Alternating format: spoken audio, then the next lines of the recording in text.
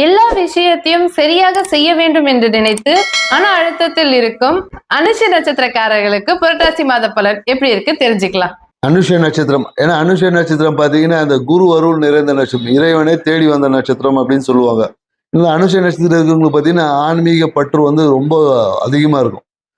என்னன்னாக்கா ரொம்ப தெளிவாக இருந்து குழப்பவாதின்னு சொல்லக்கூடிய நட்சத்திரங்களில் பார்த்தீங்கன்னா இந்த அனுஷ நட்சத்திரம் தான் இது.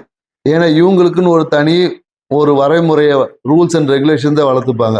அந்த ரூல்ஸ் அண்ட் ரெகுலேஷன்ல இவங்களே சிக்கிட்டு நிறைய பேருக்கு பார்த்தீங்கன்னா இந்த பயம் குற்ற உணர்வுக்குள்ள ஆளாகிறாங்க. ஸோ அதனால என்னன்னாக்கா அனுஷ நட்சத்திரக்காரங்களே நீங்க செய்வது சரியா தான் இருக்கும். அதனால பயப்படாம எது நடந்தாலும் ஓகே தான் அப்படின்ற ஒரு நோக்கத்தோட அப்படின்ற ஒரு எண்ணத்தோட செயல்பட்டு பாருங்க, உங்க வாழ்க்கை சிறப்பா இருக்கும்.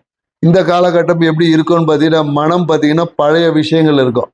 ஏன்னா பழைய வண்டி வாங்கலாமா, இல்லை வண்டியை மாற்றலாமா, இல்லை செகண்ட் ஹேண்ட் வண்டி வாங்கலாமா அப்படின்ற ஒரு எண்ணம் பார்த்தீங்கன்னா அனுஷ நட்சத்திரக்காரங்களுக்கு, இல்லை பழைய வீட்டுக்கே போயிடலாமா, ஏன்னா வீடு சரியில்லை, இல்லை வீட்டை வந்து இது பண்ணலாம், இல்லை பழைய வீடு வாங்கலாமா, கட்டின வீடு வாங்கலாமா அப்படின்ற ஒரு எண்ணம் வந்து இருக்கும். நிறைய பேர் இந்த காலகட்டத்தில் என்னன்னாக்கா இருந்த இடத்துக்கு நிறைய பேர் இடம்பெயர்வது அந்த மாதிரி செய்வதற்கான வாய்ப்புகள் இருக்கு.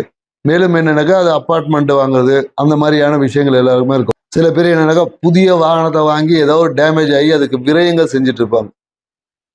புதிய வாகனம் வாங்கியிருப்பாங்க, அதில் பார்த்தீங்கன்னா எங்கேயாவது ஒரு டென்ட் ஸ்கிராச்சஸ் ஆயிருக்கு, அதுக்காக வாகனத்தால் இந்த காலகட்டத்தில் விரயம் என்பது இருக்கு.